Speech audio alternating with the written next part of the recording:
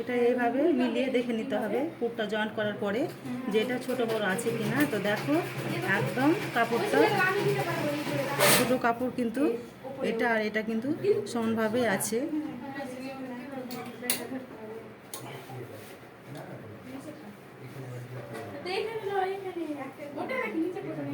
হাতটা সেলাই করনি না নিচেটা, তাহলে হ্যাঁ নিচেটা আগে হ্যাঁ সেলাই করে নিবা।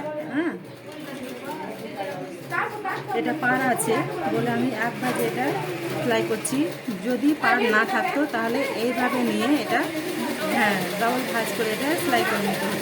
তো পার আছে বলে একটা ভাঁজ দিয়ে করছি। তারপরে হাতের মানে লম্বাটা খুব একটা বড় না, হ্যাঁ যারা ডাবল ভাঁজ করবো।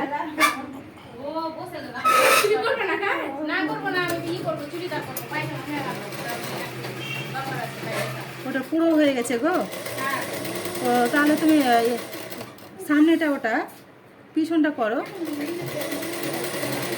শাড়িটা পিছনটা করো গো। চুড়িদারের পিছনটা করে না, পিছনটা কাটা হয়নি। তো তুমি হাতটা সেলাই করো, এই জায়গাটা হাতে সেলাই করে না।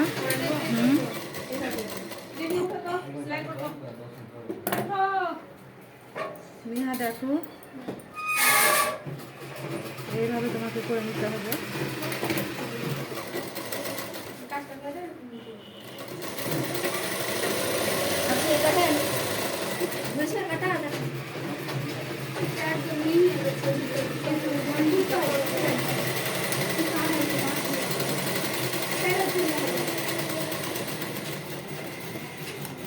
পরে হয়ে গেল।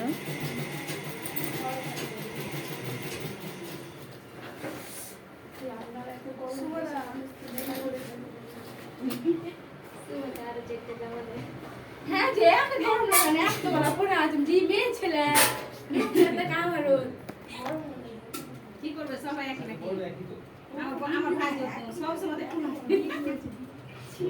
আমার ভাই আবার গরমে গেঞ্জি ছাড়বে না, শীতে গেঞ্জি ছাড়বে না, গরমে জামা ছাড়বে না।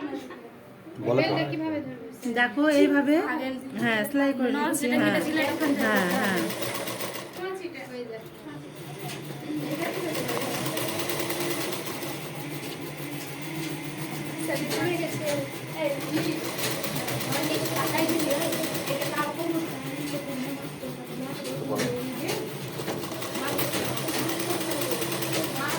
এটার সাথে নষ্ট মিলাতে হবে। দেখো এই সেলাইয়ের সাথে এই নচটা মিলে গেছে। এরপরে যেটা করবা ওইভাবে তোমাকে করে নিতে হবে। আর আমি কীভাবে করলাম তুমি তো দেখলে। আমি আমার একটা ইন্টারনাল চিন্তাভাবনা আমার দর্শক বন্ধুদের কাছে শেয়ার করি যে এই ভিডিও ক্লিপ অ্যাকচুয়ালি জানামেনা, কিন্তু উদ্দেশ্য গভীর যে আমরা এগুলো করতে পারি এবং স্মৃতির একটি যে মানে ভান্ডার সেখানে জমা রাখা। তাছাড়া অন্য কোনো আমাদের উদ্দেশ্য নাই। আমার মেয়েরা সেন্টারে এসছে, কিছু দেখছে, কিছু শিখছে, এই স্মৃতির উদ্দেশ্যে আমি এগুলোকে জমা রাখছি। তাছাড়া আমার কোনো উদ্দেশ্য নেই। ওকে, হ্যাঁ এরপরে এইভাবে তোমাকে আর একটা যেটা হাত লাগাতে আছে এটা তুমি করে নেবে। ওকে।